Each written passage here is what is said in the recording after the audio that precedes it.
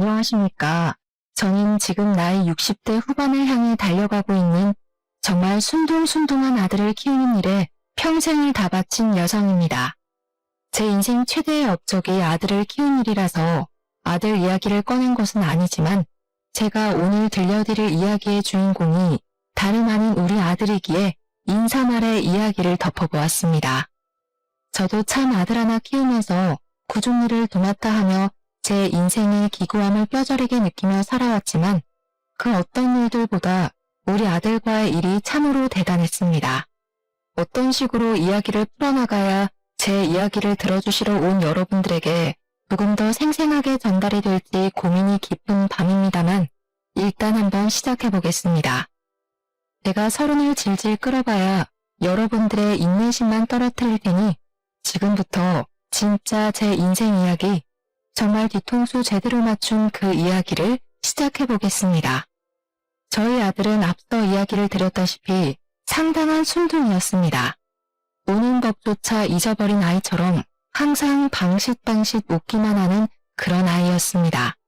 제가 아주 어린 나이에 시집을 오게 되어서 우리 아들을 낳게 되었는데요. 정말 제가 아들을 낳지 않았더라면 어떤 취급을 받았을지 상상조차 하고 싶지 않습니다. 왜 제가 이런 생각을 하는지 궁금하시죠? 바로 저희 시모가 정말 대단한 사람이었기 때문이었습니다. 드라마에나 나올 법한 그런 엄청난 사람이었죠. 딱 어떤 이미지인지 떠오르지 않으십니까? 저희 시모는 정말 시집살이의 대가라고 해도 부족할 만큼 어마어마하게 저를 괴롭히던 사람이었습니다. 결혼을 하고 따로 분가를 했던 것이 아니라 남편과 저는 시댁에서 시모를 모시고 함께 살았었는데 한겨울에도 뜨거운 물로 설거지를 해본 적이 없었을 정도였습니다. 저희 시댁에서 항상 구박을 받아야만 했던 처지로 본인의 아들을 꼬드겨 어린 나이에 시집을 오게 된 못된 며느리 그 이상도 이하도 아닌 존재였습니다. 매일같이 저는 밥을 하는 기계이자 집안을 청소하는 기계였고 시댁에서 지내고 있는 1년에 15번 울리는 제사 준비는 전부 제 몫이었습니다. 시모는 저에게 매일같이 귀에 딱지가 않도록 했던 말이 있었는데 그 말은 저의 마음을 좀 먹기도 하고 상처를 입히기도 했습니다. 너는 태어나서 잘한 일이라고는 똑똑거비 같은 손주 녀석 낳은 일 말고는 하나도 없다. 네가 집안일을 잘하기라도 하니 뭘 하니? 늘 제사 준비를 할 때에도 이쪽 저쪽 부산스럽기만 하고 똑바로 하는 일이 하나도 없어. 네 부모는 널 낳고 미역국이나 제대로 먹었다냐? 어디 칠푼이 같은 년을 낳아서는 쫓겨나지만 않았으면 다행이다. 그리고 내가 분명 홍사과를 두라고 했더니 말도 안 되는 청사과를 가져와서는 지아비한테 먹이고 앉았어? 우리 아들은 홍국을 더 좋아한다는 걸 몰라서 그래. 어디서 똑똑한 며느리 좀 얻어보나 했더니만 정신도 빠지고 나사도 하나 빠진 년이 굴러들어와서 자리를 차지고 앉았네. 아이고 내 속이야. 제가 대학은커녕 고등학교도 겨우 졸업을 하고 남편이랑 눈이 맞게 되는 바람에 번갯불에 콩 구워 먹듯이 아무런 준비도 하지 않고 결혼을 하게 되었었습니다.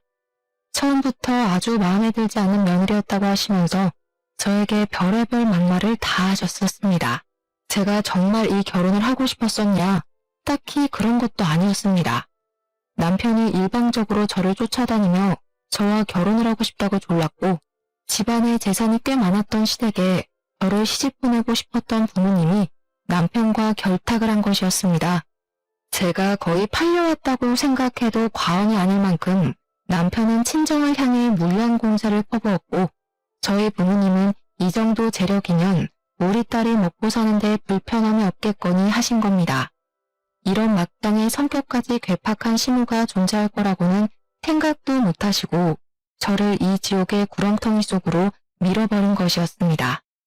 저희 부모님도 시골 촌구석 중에서도 구석에서 평생을 살아오셨던 분이시기 때문에 땅 부잣집에 시집가는 것이 인생이 꽃피우는 것이라고 생각하셨던 것입니다. 제가 얼굴 하나는 꽤 반반했기 때문에 남편도 저를 좋아하게 되었고 그 덕분에 남편의 사랑을 받아서 시모의 시집살이를 조금 더 견딜 수 있게 되었습니다. 하지만 시모는 항상 저에게 제가 견디기 힘들 정도의 폭언을 쏟아내셨고 저는 그런 시모에게 꼼짝도 못하는 멍청한 며느리였습니다. 망할년, 아주 팔자가 펴도 한참 폈지. 네가 이 집에서 청소하고 빨래하고 밥하는 거 말고 하는 게 뭐가 있어? 어디 죽상을 하고 집안을 돌아다녀. 번듯하게 대학이라도 나왔으면 모를까. 고등학교도 겨우 졸업한 주제에 우리 손주머리가 얼마나 걱정이 되던지.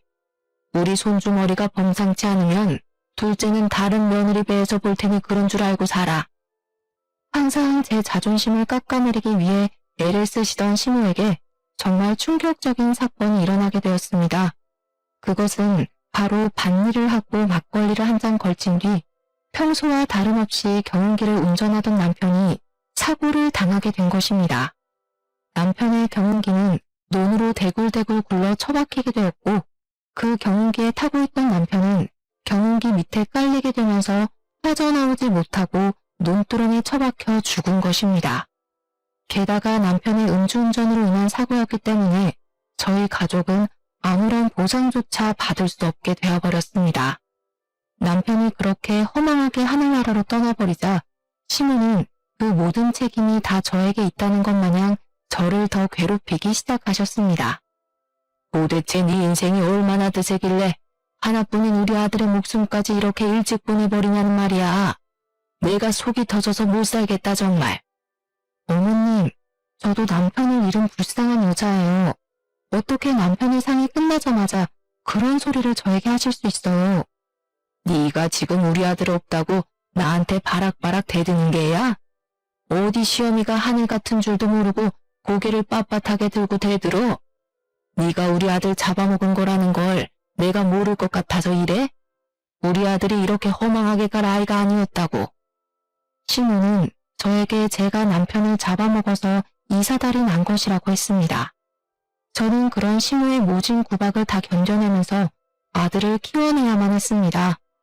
그 집을 아들과 함께 도망쳐 나왔더라면 참 좋았겠지만 제 수중에 돈이라고는 합의조차 없었고 친정도 비빌 구석이 되어주었던 것이 아니라서 버틸 수밖에 없었습니다. 우리 아들이 한 살 한 살 더 먹어 시모의 꾸짖음이 부당하다는 것을 깨닫게 되자 제 편을 들어주기 시작했는데 그때마다 시모는 알아눕기 시작했습니다.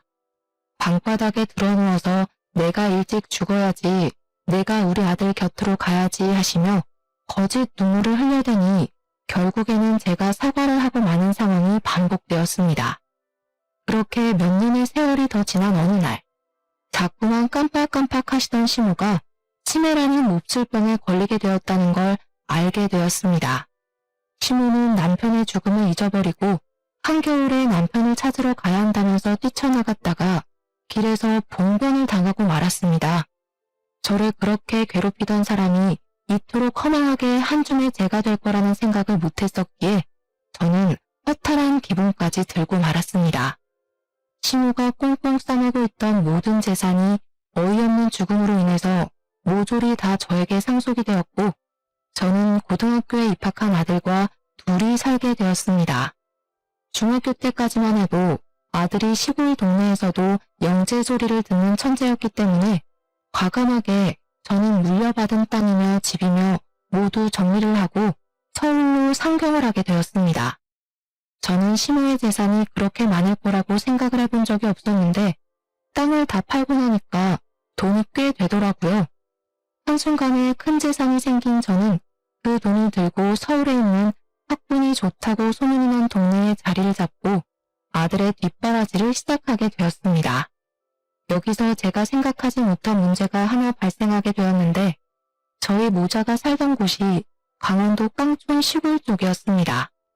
그러다 보니 동네의 모든 사람들이 심한 강원도 사투리를 사용했었고 저희 모자 또한 강원도 사투리에 익숙해져 있었기 때문에 서울 말씨를 전혀 사용하지 못했었습니다. 고등학교를 서울로 전학을 가게 되었고 아들은 학급을 배정받고 처음으로 인사를 나누자마자 같은 반 아이들에게서 시골 냄새가 난다며 놀림을 당하기 시작했습니다. 우리 아들이 싫은 소리를 한 번도 하지 못하는 순둥이였기 때문에 그 놀림을 고스란히 다 받으면서 학교 생활을 하기 시작한 것입니다. 급식에서 감자라도 나오게 되면 우리 아들에게 그 못된 놈들이 글쎄 강원도에서 왔으니 감자나 먹으라면서 그 반찬들을 전부 아들 식판에 쏟아부었다고 하더라고요. 항상 모진 일은 우리 아들에게 시키기 일쑤였으며 성적이 잘 나오는 우리 아들에게 시골에서 온 주제에 공부를 잘하는 게 이상하다며 헌님을 의심했다고 하더라고요. 의심으로만 끝이 났으면 다행인데 그걸 담임 선생님에게 일러바쳐서 우리 아들은 졸지에 시험을 컨닝했다는 의심을 사게 되었고 진땀을 빼기도 했습니다. 우리 아들은 학교에 출석을 하면 할수록 점점 더 의기소침해지는 것도 모자라 시름시름 앓는 지경까지 이르렀고 저는 그런 아들에게 무슨 일이 일어나고 있는지 전혀 짐작도 못하고 있었습니다. 시골에서 왔다고 소라도 키웠던 것 아니냐고 소똥 냄새가 난다고 놀리고 교과서를 찍는 행위 또한 기본이었고요. 청소를 하는 날이면 우리 아들에게 모조리 다 맡겼다고 하더군요. 착한 우리 아들은 찍소리 한번 못하고 더 큰 보복을 당할까봐 무서워 그 못된 놈들이 시키는 대로 착실하게 잡일을 하고 있었고요. 불량 학생들이 피우는 담배도 우리 아들 주머니에 몰래 넣어놓거나 피우던 담배로 우리 아들을 괴롭히는 행위도 했었습니다. 저는 정말 까마득히 몰랐습니다. 우리 아들 팔에 있는 화상 자국을 보고 뭐냐고 물어본 적은 있었지만 그저 다쳤다는 아들의 말을 믿고 넘어갔습니다. 우리 아들은 학창시절에 당했던 트라우마로 인해서 불량학생, 학교폭력 피해자에 대한 혐오가 생겼고 태어나서 지금까지 담배는 입에도 대본 적이 없는 놈입니다. 아들은 버티다 못해서 저에게 학교를 그만두고 싶다는 식으로 말을 했지만 저는 아들의 이야기를 들어줄 생각도 하지 않고 혼을 내기만 했습니다. 학교도 제대로 졸업하지 않고 무슨 생활을 어떻게 하고 지낼 거야. 사람이 학교는 무조건 졸업해야 한다. 이래서 대학은 어떻게 갈래? 나중에 취업할 때는? 고등학교도 제대로 졸업 못했다고 하면 사람들이 어떻게 생각하겠어. 우리 아들은 제가 시모에게 그렇게 당할 때마다 제 편을 들어주었던 아이였는데 저는 아들의 편을 들어주지 않고 늘 강요만 하고 있었습니다. 결국 반 아이들의 괴롭힘이 도를 지나치자 우리 아들은 그냥 죽어버리고 싶다면서 저에게 모든 히스테리를 다 부리기 시작했습니다. 그제야 아들의 이야기를 전해 듣게 된 저는 충격을 금치 못했습니다. 우리 아들이 학교 폭력의 피해자라는 사실이 소름 끼치도록 무서웠습니다.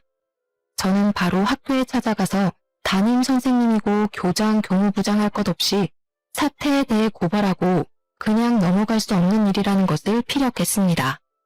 하지만 가해자 놈들이 돈도 꽤 있는 집안이고 사회에서나 학교에서나 영향력을 행사하는 그런 집안의 아들이었던 것이었습니다. 학교에서 계속 쉬쉬하려고 하면서 저를 설득하려고 하더라고요. 요즘 애들이 수능 준비로 예민해서 그런 겁니다. 애들끼리는 다 다투고 그럴 수도 있죠. 제가 화해시키겠습니다. 우리가 지금 강원도 시골에서 왔다고 이런 식으로 무시를 하는 겁니까? 선생이고 학생이고 하나같이 전부 어떻게. 두고 보세요. 내가 가만히 있지 않을 겁니다. 그 당시에는 학교폭력위원회라는 게 없었던 시절이었습니다. 그러니 선생이 편을 들어주지 않으면 아무런 조치도 취할 수 없었던 시절이었던 것입니다. 그냥 학교에서 알아서 처리를 해버리고 피해자들이 억울하게도 숨어 지내야 하는 그런 불편한 상황만 쭉 존재하던 시절이었습니다. 저는 결국 참지 못하겠다는 아들에게 자퇴를 한 뒤에 검정고시를 준비해서 대학에 가자고 이야기를 했습니다. 우리 아들은 1년이라는 시간을 꿋꿋하게 버텨냈지만 앞으로 2년이라는 시간 동안 가해자들을 봐야 한다는 것이 너무 무섭다고 자퇴를 결심하게 되었습니다. 우리 아들이 자퇴를 하던 그날까지도 가해자놈들은 뻔뻔하게 웃으면서 나타나 저와 아들을 조롱하고 의지가 없는 놈이라며 놀려댔습니다. 저는 마지막까지도 우리 아들을 조롱하는 것을 멈추지 않던 그놈들에게 깊은 분노가 일었고 그 자리에서 참지 못하고 그놈들의 뺨을 갈겨버렸습니다. 세차게 연달아 뺨을 갈겨대자 그들도 어찌하지 못하고 뺨만 부여잡고 저와 아들을 바라보더라고요. 어른의 분노에 이렇게 수그러들 아이들인데 어찌 그리 고약한 짓을 하고 다니는 건지 정말 신물이 날 지경이었습니다. 너희들이 고소를 하고 싶다면 어디 끝까지 해보거라. 앞으로 너희가 어떤 사람이 되어 무슨 일을 하던 나는 기필코 복수를 하고 말 테야. 그 뒤로 아들 손을 잡고 학교 밖으로 나오면서 저는 복수를 하겠다고 다짐 또 한 번 다짐을 했습니다. 저는 마음을 가다듬고 바로 교육청에다가 전화를 걸어서 학교에 태어난 작태를 고발했고 이 사건은 꽤 큰 사건이 되었습니다. 저희 모자를 취재하겠다는 기자도 나타났고 학교 폭력을 당했던 사람들이 그동안 쉬쉬하면서 지내기 바빴는데 그 일로 다들 고개를 들고 일어서기 시작했기 때문이었습니다. 결국 가해자들이 주변 사람들의 시선을 견디지 못하고 저희 모자를 찾아와 사과를 하고 용서를 구했지만 저희 모자는 그들을 용서해주지 않고 돌려보냈습니다. 학교에서 피해자인 우리 아들 편을 들어주지 않았던 교사들은 대거 물거리가 되고 우리 아들은 마음을 다잡고 검정고시를 준비하게 되었습니다. 혼자서 공부를 하는 게 의외로 잘 맞는지 문제집을 반복해서 풀어가며 공부를 하고 스스로 해결책을 찾아가는 우리 아들이 너무나도 대견했습니다. 우리 아들의 의지력은 정말 대단했기에 검정고시를 한 번에 다 통과를 하게 되었고 2년이라는 시간을 스스로 노력한 끝에 명문대에 입학을 하게 되었습니다. 정말 우리 아들이 국내에서 가장 유명하다는 대학에 입학을 했을 때 제가 얼마나 뜨거운 눈물을 흘렸는지 아무도 모를 겁니다. 우리 아들은 학교 생활을 참으로 열심히 했고 군대도 건강하게 무사하게 다녀왔으며 대학을 졸업한 이후 탄탄대로의 길을 걷게 되었습니다. 바로 남들이 전부 가고 싶어하는 대기업에 취업을 하게 되었기 때문이었습니다. 정말 얼마나 대견하던지 우리 아들의 어깨를 절로 쓰다듬게 되더라고요. 물론 저희가 먹고 사는데 지장이 없을 만큼의 재산을 물려받긴 했지만 그래도 사람이라면 응당 일을 해야 하지 않겠습니까? 아들은 앞으로 자기 걱정을 할 일은 없을 거라며 큰 소리를 떵떵 치는데 너무나도 대견했습니다.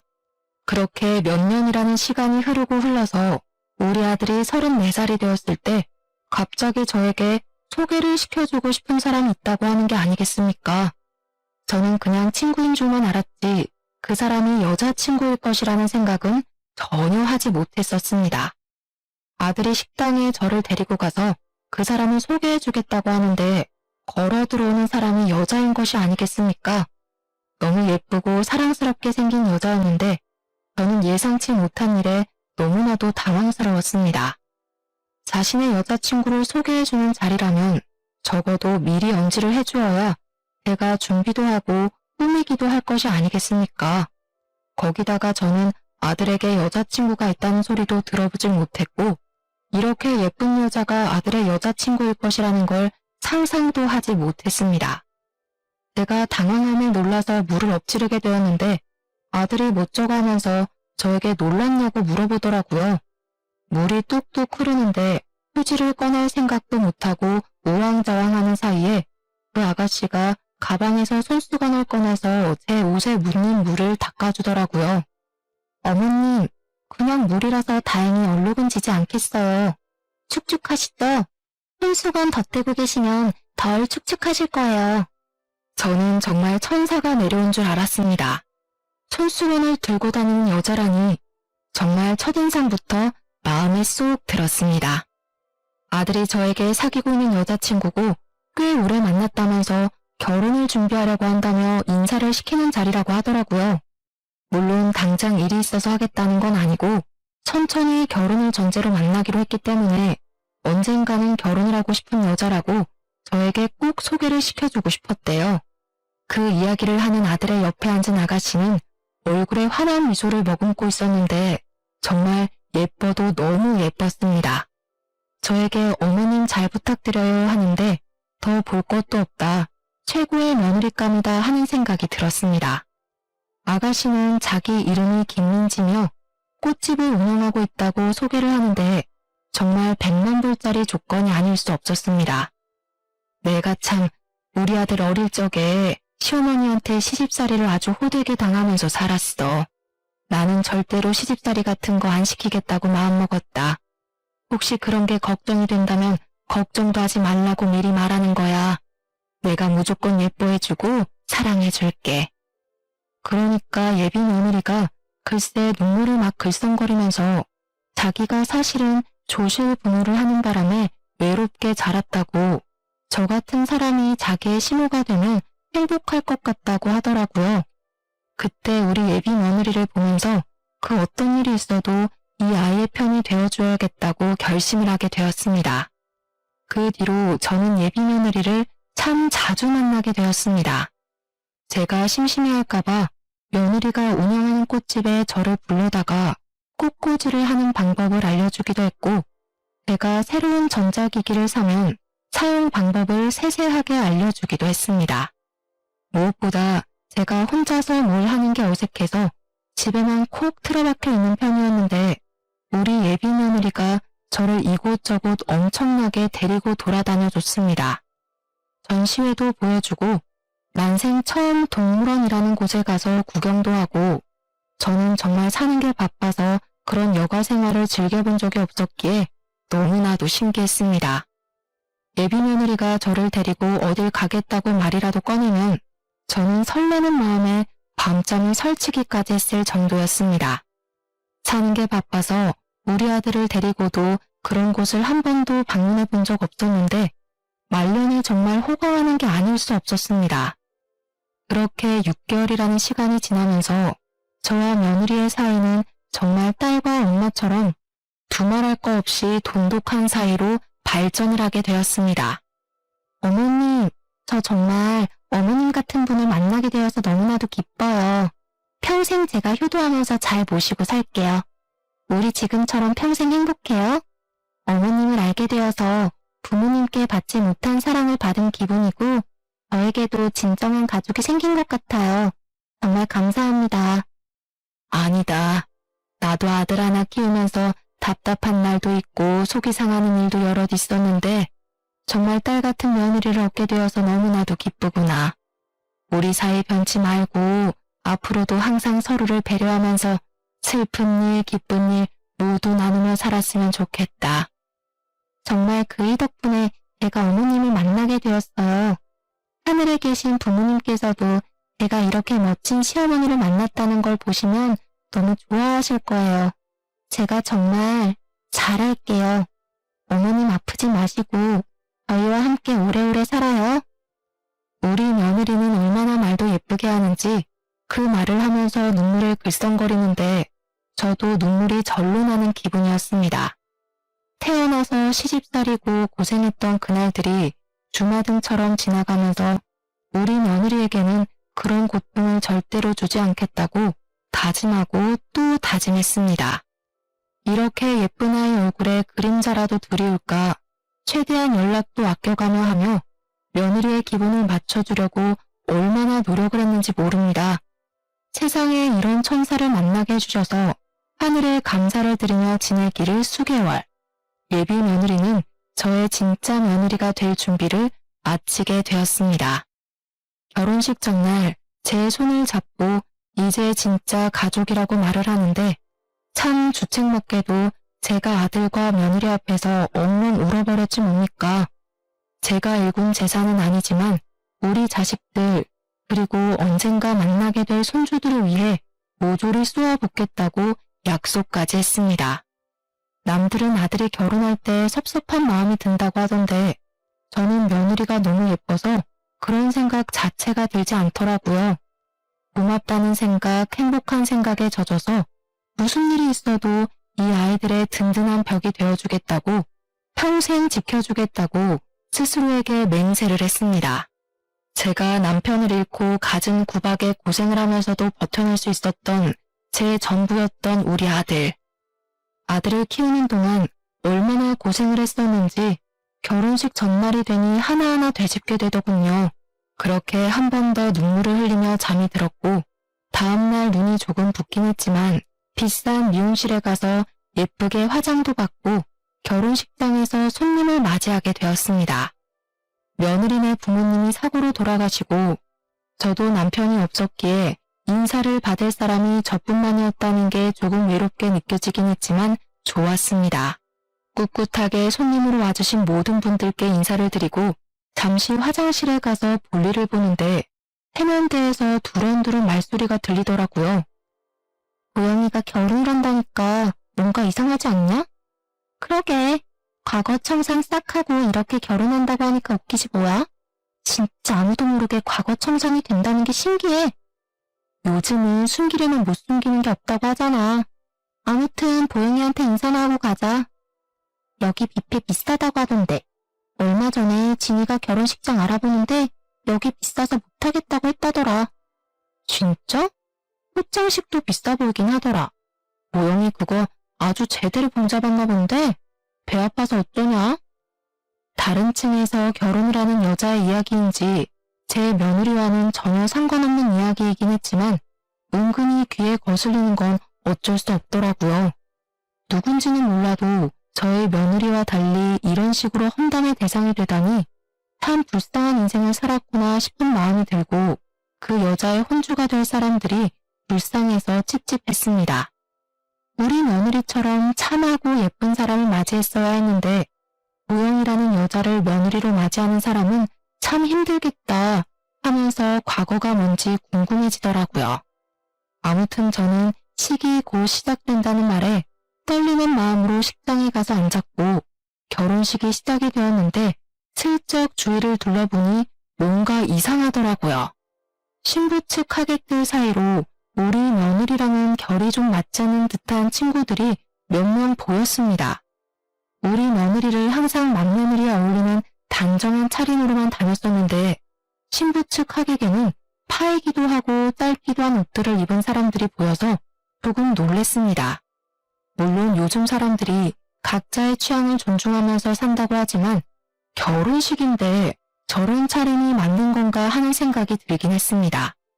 아무튼 결혼식은 별탈 없이 무사히 잘 끝났고 신혼여행을 가는 아들 부부를 배웅하고 집에 오니까 은근히 적적하더라고요.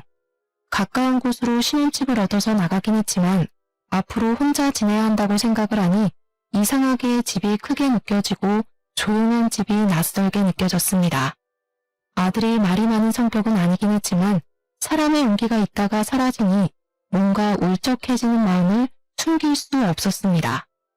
그래도 하나 다행이었던 건 우리 며느리가 저를 극진히 챙겨서 앞으로도 이런 외로움을 느낄 날이 며칠이나 있겠나 생각이 들었다는 겁니다.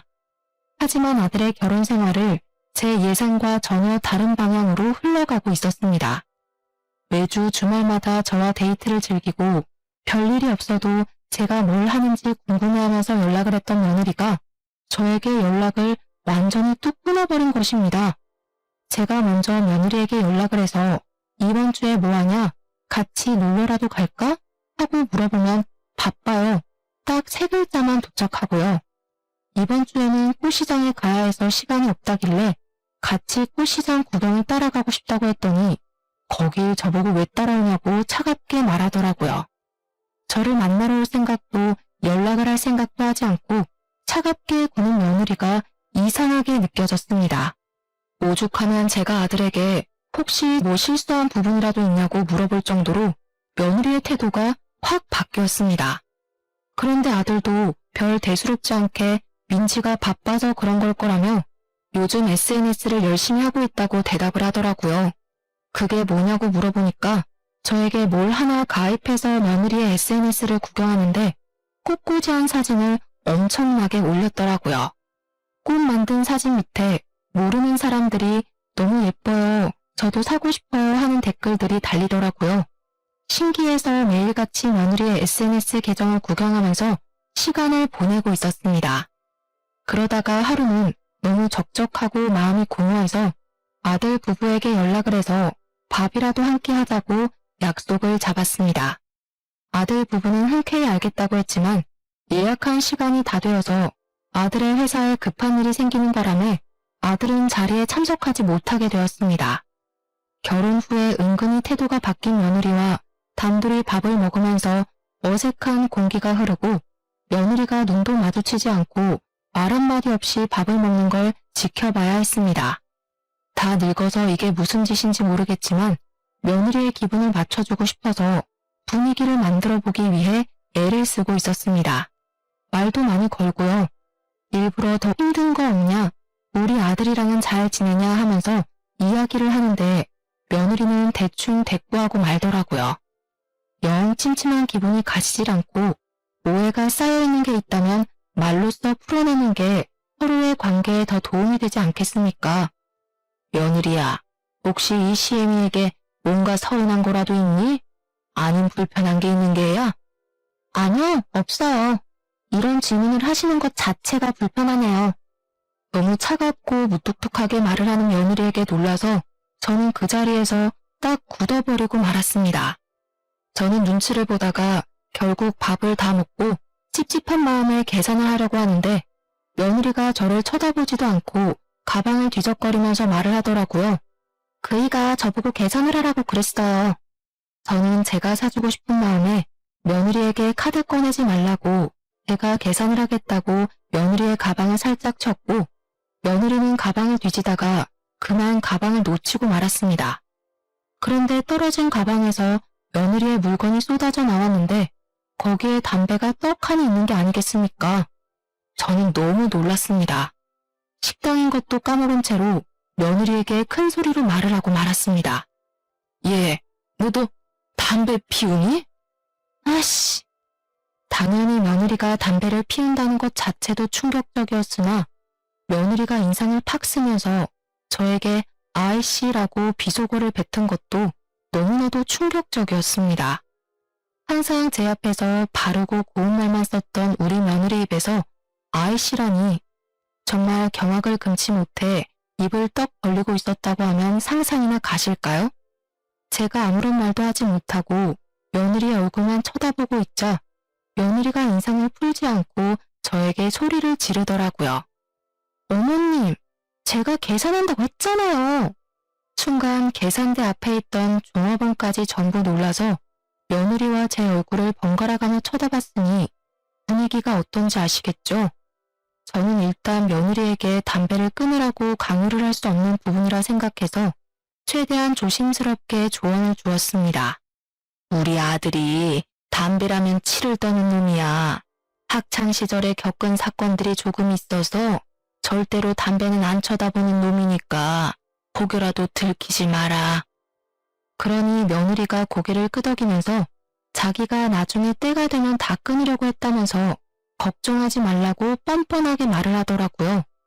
제가 그런 뻔뻔함에 놀라서 시선을 피하자 갑자기 애교 있는 말투로 아들에게는 꼭 비밀로 해달라고 자기가 알아서 하겠다면서 팔짱을 끼는 게 아니겠습니까?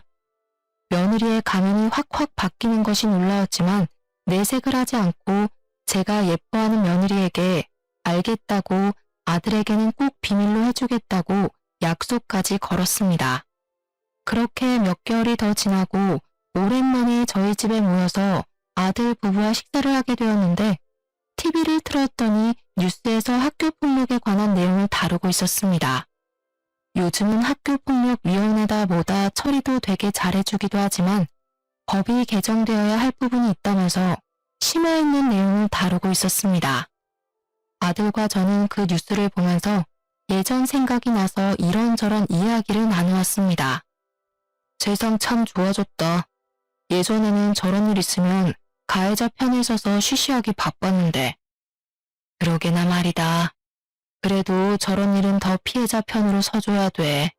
가해자들 얼굴 공개도 다 해야 되고. 아들과 떠드는데 며느리 표정이 별로 좋지 않고 밥도 깨작깨작 뒤적이며 먹더라고요.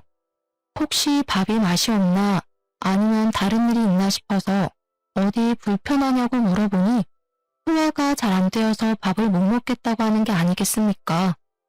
저는 며느리가 영 피곤해 보여서 얼마나 걱정이 되었는지 집으로 빨리 가보라고 등을 떠밀었습니다. 그런데 말입니다.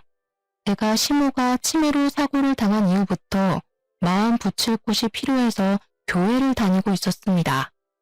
우리 아들이 학교 폭력으로 인해서 많이 힘들어했을 때부터 다니고 있었는데 시모의 사고 이후에 완전히 종교에 빠지게 된 케이스였습니다.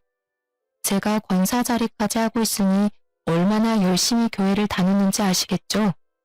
그러던 어느 날 우리 교회에 꽤 친하게 지내는 젊은 집사가 저에게 다가오더니 머뭇거리면서 이야기를 꺼내더라고요.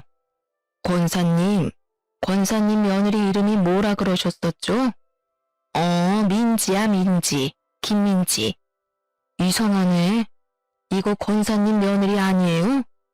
그러면서 사진을 보여주는데 학창시절 사진이랑 최근 사진이 있는데 저희 며느리 얼굴이더라고요. 친한 집사가 우리 아들 결혼식에 왔다가 며느리 얼굴을 봐서 기억하고 있었더라고요. 그런데 이런 사진이 왜 떠있는가 싶어서 저는 집사에게 물어보았습니다. 근데 이게 뭐야? 왜 우리 며느리 사진을 김 집사가 가지고 있어? 집사는 저에게 휴대폰을 내밀면서 여기 적힌 내용들을 읽어보라고 하더라고요. 뭔가 싶어서 보는데 글쎄 우리 며느리가 학교폭력 가해자라는 고발글이 아니겠습니까? 누군가가 익명으로 올린 글이었는데 플라워숍을 운영하고 있는 김보영을 고발합니다 하는 글인 것이었습니다. 피해자는 우리 며느리가 중학생 때부터 담배를 피우고 불량 학생들과 어울려 다니면서 술도 먹고 오토바이도 타고 교복도 줄이고 친구들 돈도 뺏었다고 했습니다. 학교도 잘 안 나가고 양아치로 살다가 갑자기 어느 날 개명을 하더니 꽃집을 열어서 천상 여자인 척하면서 장사를 한다고 말입니다. 플라워숍이 장사가 잘 돼서 자꾸 이곳저곳 끼글이 보이는데 그때 받았던 피해가 아직 트라우마로 남아있어서 너무나도 괴롭다는 내용이었습니다. 자세하게 내용을 적어놨는데 어찌나 생생하고 무섭고 소름이 끼치던지 저희 아들의 지난 과거가 떠오르더라고요. 제가 손을 벌벌 떨면서 글을 읽고 있자 집사가 저에게 이혼이라도 시켜야 하는 거 아니냐고 이런 무서운 여자를 어떻게 며느리로 데리고 사냐고 하더라고요. 이게 거짓말일 수 있지 않나? 익명 게시판인데다가 피해자가 누군지도 모르고 이상하잖아. 그러자 집사가 저에게 하는 말이 피해자가 자기 건너 아는 분의 딸이라고 하는 게 아니겠습니까? 그 피해자는 아직까지도 정신과에서 치료를 받아야 하는 수준이라며 학창시절의 기억 때문에 일상생활이 어렵다고 하더라고요. 그 순간 머릿속을 스치는 기억이 있었습니다. 김보영, 보영. 결혼식 날 화장실에서 들었던 그 이름이었던 것입니다. 과거를 청산했다는 보영이 그게 바로 우리 며느리였던 것입니다.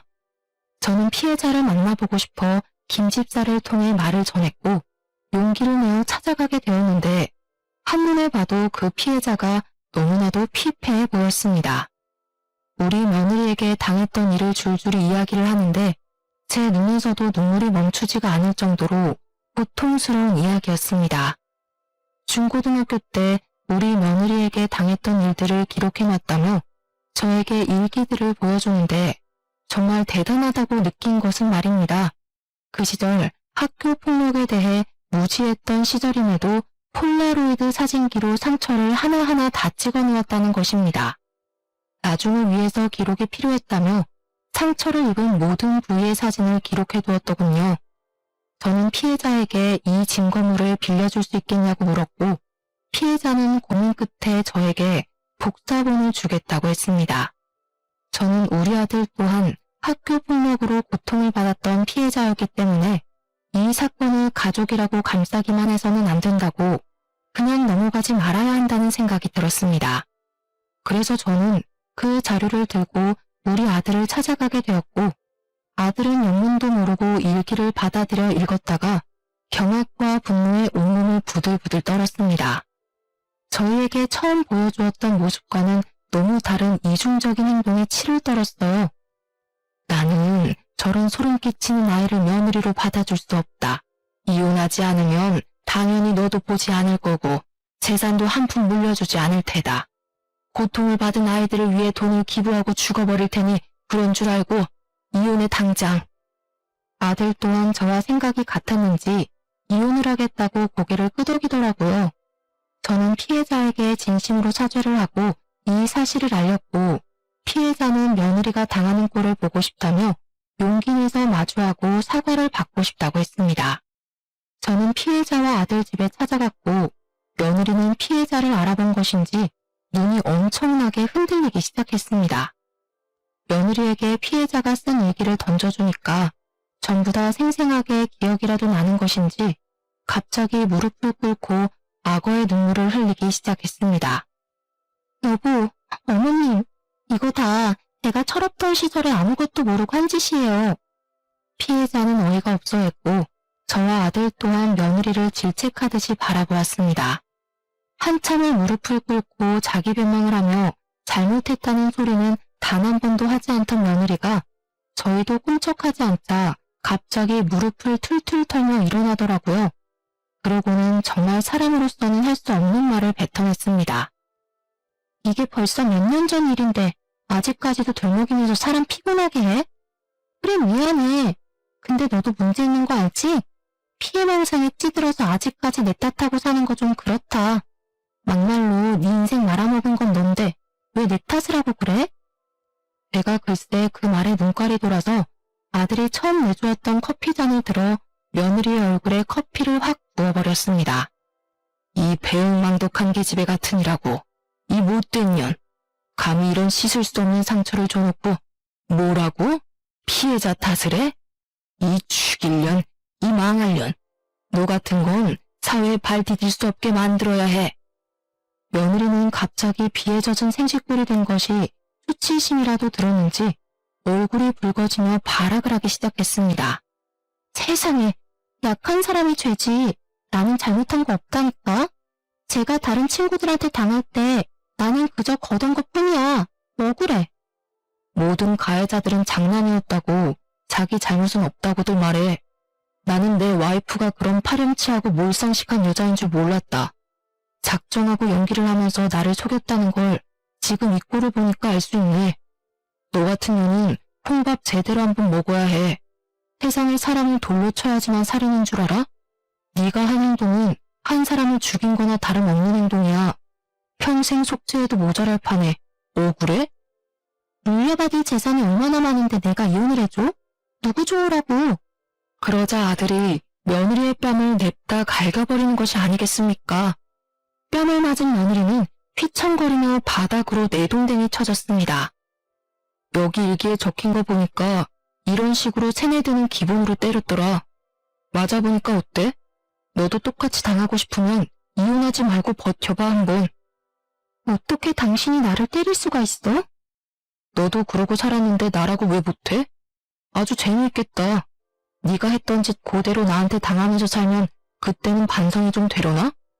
여기 보니까 물도 뿌리고 옷도 훔치고 못된 짓을 아주 많이 했던데 얼굴도 들고 다닐 수 없을 정도로 해줄게. 며느리는 그제야 두려움에 부들부들 떨기 시작했습니다. 주랭랑을 치듯이 뒷걸음질을 치던 며느리는 그대로 집을 나가버렸고 저희는 피해자에게 다시 한번 진심으로 사과를 했습니다. 그 이후에 아들은 결단력 있게 소송을 준비했고 피해자 또한 고소를 진행하기로 결정을 내렸습니다.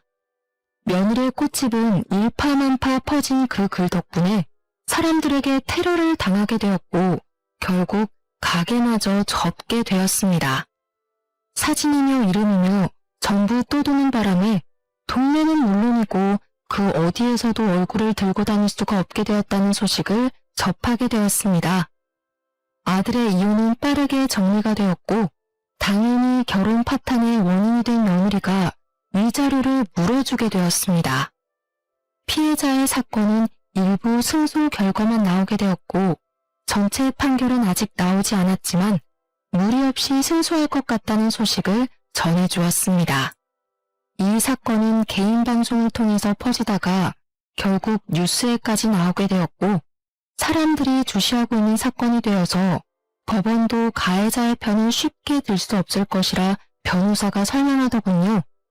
모든 일이 저희 손을 떠난 지금 우리 아들은 이혼의 아픔을 치유하고 있는 중입니다. 이유가 명확한 이혼이었기에 아들은 힘들지 않게 정리를 할 수 있을 거라 말을 하긴 했지만 정부치고 산세월이 있었기에 저는 묵묵히 아들의 곁을 지키고 있는 중입니다. 우리 아들이 전부 다 훌훌 터는 그날 아들과 함께 학교 폭력으로 인해 고통을 받은 피해자들을 위해 기부도 할 생각입니다. 앞으로는 죄를 짓고 사람들의 마음을 짓이긴 놈들이 전부 벌받는 세상이 오길 기다려보겠습니다. 여러분들 또한 다른 사람 마음에 상처 주지 마시고 상처를 입으셨다면 3살이 돋아날 때까지 본인의 마음을 단단하게 잡으시길 바라겠습니다. 제 이야기는 여기까지입니다. 들어주셔서 정말 감사합니다.